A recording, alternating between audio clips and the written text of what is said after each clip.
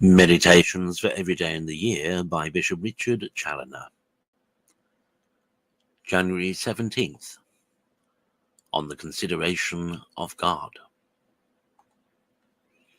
Consider first that we cannot be saved without the knowledge of God, and such a knowledge as may effectually influence our lives and command both our love and obedience. Now we can neither know God nor love him as we ought without the help of consideration. 'Tis consideration that discovers to us his infinite beauty and perfection, and the many pressing motives we have to dedicate ourselves wholly to his love and service. 'Tis consideration that discovers to us his infinite beauty and perfection, and the many pressing motives we have to dedicate ourselves wholly to his love and service. 'Tis consideration sets before our eyes his eternal love and all his benefits to us, and convinces us that he is both infinitely charming and lovely in himself, and infinitely good to us. Without consideration, we know these things as if we knew them not. We have eyes and see not. But when these truths are duly weighed and considered by the soul, 'tis then the light of the knowledge of God begins to dispel our darkness, and in our meditation the fire of his love breaks forth into flames, which sweetly carry up the soul towards their heavenly element, which is with God, and hinders her from ever forgetting him. Consider, secondly, how large a field we have in God for our meditation, whether we consider him as he is in himself and in his own divine attributes, or with relation to what he is to us and the titles he has been pleased to assume in our regard. He is in himself eternal, that is, without beginning, without end, without change, self-existent, independent. He is being itself. He alone properly is, I am who am, says he, Exodus 3. All other things are just nothing at all.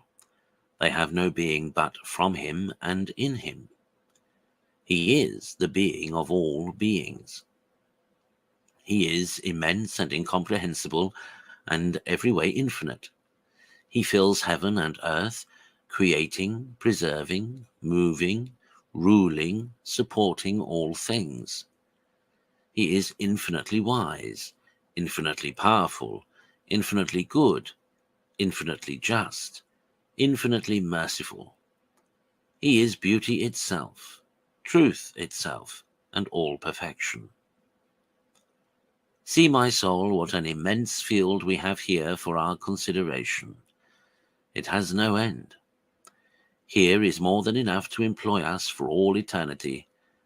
In this vast ocean of the infinite perfections of the Deity, the blessed themselves can find no bottom. Here they are happily lost in the contemplation of him who, though he discovers himself to them face to face and fills their soul with heavenly pleasure, remains nevertheless incomprehensible even to the highest angels, because he is every way infinite. Consider, thirdly, that there still remains an ample field for meditation to help us to acquire the knowledge and love of God in the manifold considerations of what God is in our regard, and how good he is to us. He is our sovereign good. He alone can satisfy our souls. He has loved us first. He is our ancient lover. He is our eternal lover. His thought and heart are always upon us.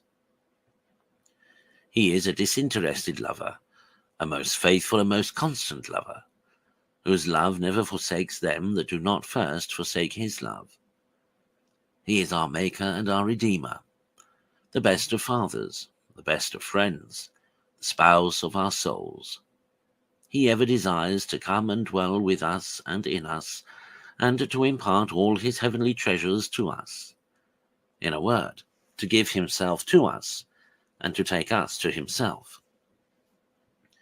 And are not here sufficient motives to oblige us to love this great and good God, infinitely good in himself and infinitely good to us?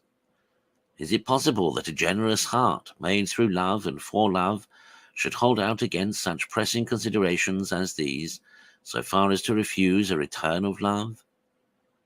O divine love, 'tis only because thou art so little known that thou art so little loved. O 'tis consideration, then, in both the true way to know thee and the true way to love thee. Conclude ever to seek by daily considerations and to cherish in thy soul this saving and savoury knowledge of God as the source of divine love and of all thy good. And remember that a deluge of all evils will come pouring upon the soul where this knowledge of God is wanting.